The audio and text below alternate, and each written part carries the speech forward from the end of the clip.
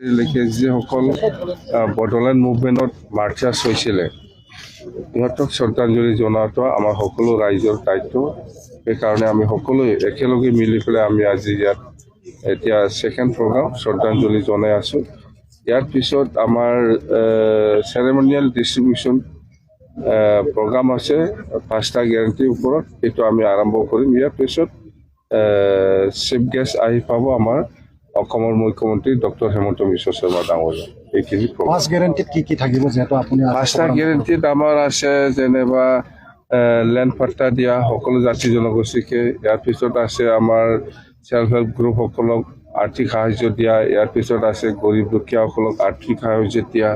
ইয়াৰ পিছত আছে ছিনিয়ৰ চিটিজেনসকলক আৰ্থিক সাহায্য দিয়া আৰু বেকাৰ ল'ৰা ছোৱালীসকলক যিমান পাৰে আৰ্থিক সাহায্য দিয়া। এনেকুৱা 5টা গেৰাণ্টিটো আজি শুভ আৰম্ভ হ'ব। ইয়াৰ পিছত আমাৰ প্ৰগ্ৰাম আছে আৰু সেই 10,000জন বাগৰুম্বা নাচনীসকলক আৰু যিসকল ইয়াৰ মাষ্টাৰ বা ইয়াৰ গাইডেন্স দিছে ইহঁতক আমাৰ চেৰেমনিয়েল আৰণাই দি আমি সন্মান দিব বিচাৰিছোঁ। আজি 10 ফেব্ৰুৱাৰী হ'ব দিন। বাছ সেইখিনি প্ৰগ্ৰাম। মেট্ৰিক পৰীক্ষা আৰম্ভ হ'ব আৰু অহাকালিৰ পৰা হায়াৰ ছেকেণ্ডাৰী পৰীক্ষা আৰম্ভ হ'ব।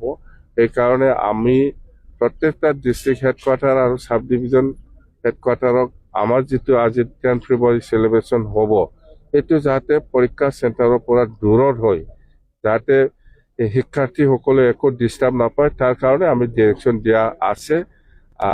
সেইখিনি আৰু মোৰ আন্তৰিক শুভেচ্ছা থাকিল পৰীক্ষাৰ্থীসকললৈ, যাতে ইহঁতৰ যিটো এইম সেইটো যাতে ছাকচেছ হয়। মানে কি 5টা গেৰাণ্টিটো হ'ল আমাৰ যেনিবা সকলো জাতি জনগোষ্ঠীকে মাটিৰ পাট্টা দিয়া 1 নম্বৰ। 2 নম্বৰত আছে আমাৰ গৰীব দুখীয়াসকলক আৰ্থিক সাহায্য দিয়া। 3 নম্বৰত আছে আমাৰ ছেল্ফ হেল্প গ্ৰুপ ইহঁতক আমি আৰ্থিক সাহায্য দিয়া। ইয়াৰ পিছত হেণ্ডিকেপসকলক আৰ্থিক সাহায্য দিয়া। ইয়াৰ পিছত আমাৰ ছিনিয়ৰ চিটিজেনসকলক আৰ্থিক সাহায্য দিয়া। এইটো 5টা গেৰাণ্টি। ইয়াৰ বাদেও আমাৰ আজি এই বাগৰুম্বা যিটো দোহৌ ইয়াত যিসকল পাৰ্টিচিপেট কৰিছিলে 10,000 নাচনীসকলক আমি আজি চেৰেমনিয়েল জাষ্ট অনাৰ দিম। আমি সেইটো কাৰ্যসূচী আছে। আৰু ইয়াৰ পিছত আমাৰ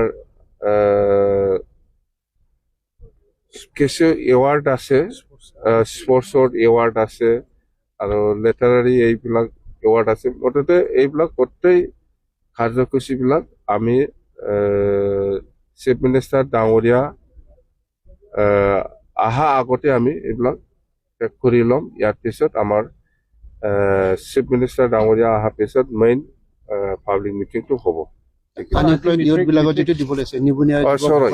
আনএমপ্লয়ড ইয়থ মানে যুৱক যুৱতীসকলকো আমি আৰ্থিক সাহায্য আমি দিব। 5টা গেৰাণ্টি চেক ডিষ্ট্ৰিবিউশ্যন কৰিব। 5টা প্ৰত্যেক ডিষ্ট্ৰিক্টত 5টা মাটিৰ পাট্টা হওক, ইয়থবিলাকৰ কথাই হওক বা ছেল্ফ হেল্প গ্ৰুপৰ কথাই হওক বা গৰীব দুখীয়া শ্ৰেণীৰ লোকসকলকে হওক বা ছিনিয়ৰ চিটিজেন আৰু হেণ্ডিকেপসকলক এই 5টা গেৰাণ্টিটো আমি আজি প্ৰত্যেকটা জিলাত 5টা চেৰিমনিয়েল ডিষ্ট্ৰিবিউশ্যন দিব। আৰু এইটো আমি ইলেকশ্যন কোড অফ কণ্ডাক্ট লাগু হোৱাৰ আগতে আমি শেষ কৰিম।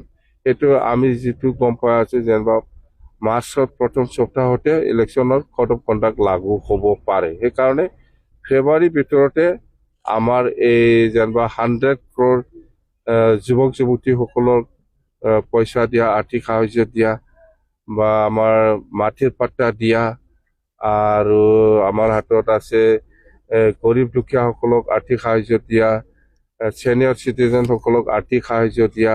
ইয়াৰ পিছত হেণ্ডিকেপসকলক আৰ্থিক সাহায্য দিয়া। এইবিলাক যিখিনি আমি নিৰ্বাচনৰ সময়ত প্ৰতিশ্ৰুতি দিছিলে সেইটো আমি বিফৰ মানে কোড অফ কণ্ডাক্ট 2026 চনৰ এপ্ৰিল মাহৰ নিৰ্বাচন হ'ব বুলি আমি শুনি আছোঁ। সেইকাৰণে মাৰ্চত কোড অফ কণ্ডাক্ট লাগিব পাৰে। মাৰ্চত আগতে আমাৰ এইখিনি যিখিনি প্ৰতিশ্ৰুতি দিছিল সেইখিনি আমি কমপ্লিট কৰিম।